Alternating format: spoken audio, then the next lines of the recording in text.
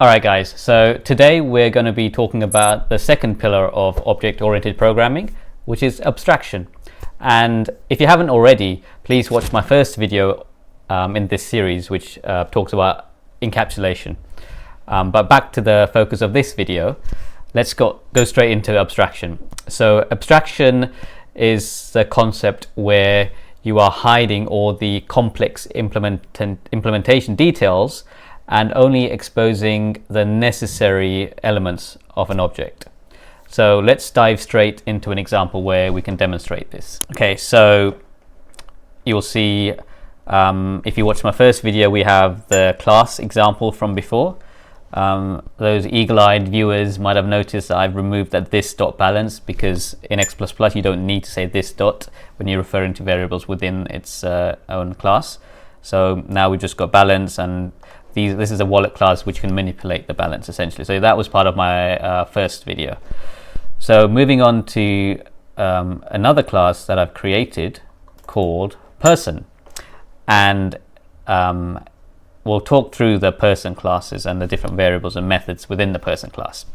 So we start off at the top, declaring the class person, and we have the concept of encapsulation, where we have name, which is a private declared variable, because obviously a person has a name, which makes sense, right? And we've also declared a private variable called wallet, which in this case is referring to the wallet class that we created previously. And we can right click into here, go to definition, and see the wallet class. But then now we want to initialize the person class. So how do we do that? We go back to creating a new class, which again this time is public, because we want to be able to call this method from other places. And we have passed in a couple of variables, the first of which is person name. And then we've also said when you create a new person, you want to provide them with an initial balance, an initial wallet balance, and that's where you can pass in that amount. And then within that new method, we are just simply passing in the parameters that we declared at the top. So person name in this example is passing into the private variable called name, and then we are also actually initializing that wallet object by calling the new method in the wallet class.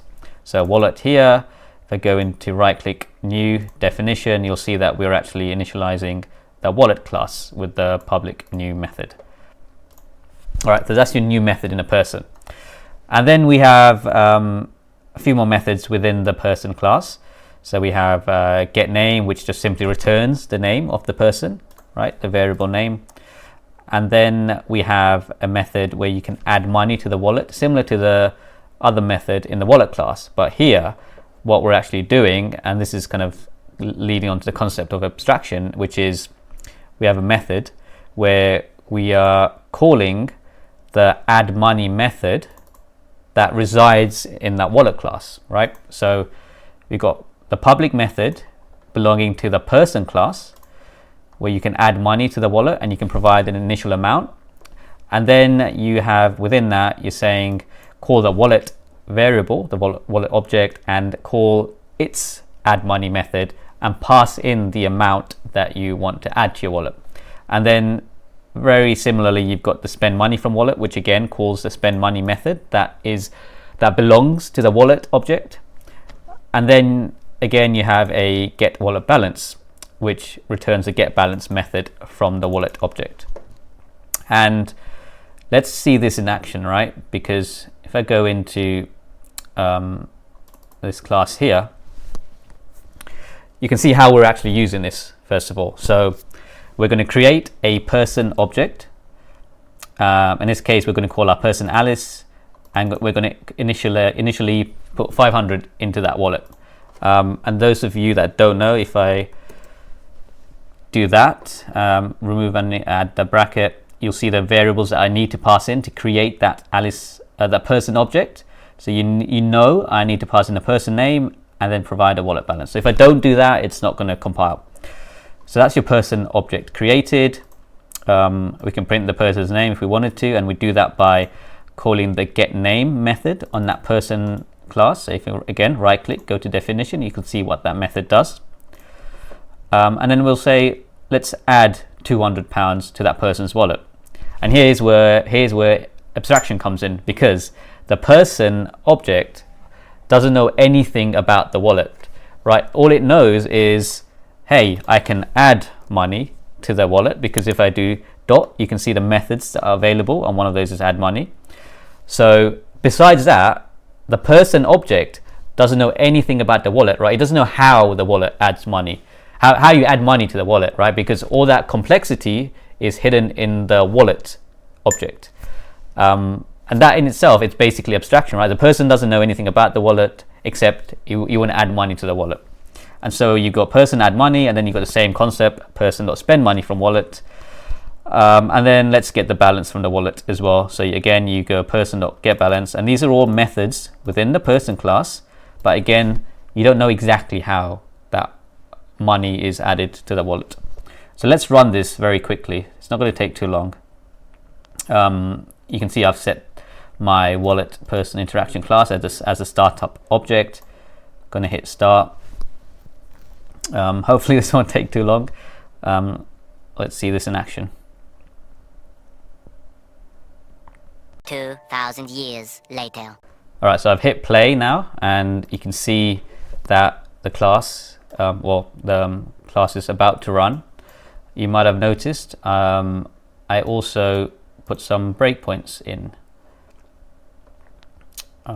which just have got hit now. So you'll see I've put breakpoints in the person class in these specific methods: get name, add money to wallet, and spend money from wallet, or even get balance as well. But if we go back to the call stack here, just go back one step, go back to the initial runnable class, you'll see where we are, that green arrow saying we're currently at this point. So let's hit F10. You'll see it's just gone through the get name method, and it's going to return the name Alice, which is fine. And then you go F10, we'll go into the add money to wallet method. This is where we hit F11. So that will go into the add money to wallet method. Right, and here you'll see that it goes into wallet.add money. We can go F11 again. So I need to keep ignoring that pop-up. And then you can see here that the debugger has gone into the wallet class.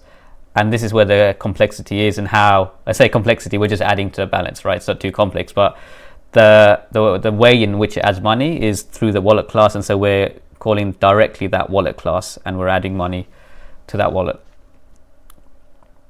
So I'm going to cancel this. Don't need to see all of this anymore. So I'm just going to hit continue now.